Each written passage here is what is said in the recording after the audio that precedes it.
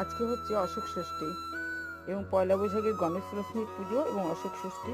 অশোক ষষ্ঠীতে অশোক ফুল এবং দই এগুলো হচ্ছে দিতেই হয় মাকে, তাই আমি এই অশোক ফুল মাকে দিলাম এখানে, আর দই আমি এখানে রেখেছি মায়ের ভোগের জন্য।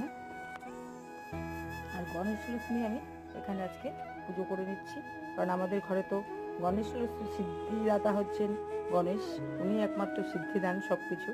আর লক্ষ্মী তো আমাদের ঘরেই পূজনীয়, সারা বছর ধরে আমরা পুজো করি, তাই আজকের দিনে ওনাদের পায়ে আমি পুষ্প এবং ফুল জল আমি অর্ঘ্য দিলাম। ঠিক আছে, এবার আমি অন্য আমার আরও যারা আছে ওনাদেরও আমি এখন পুষ্প অর্ঘ্য দেবো।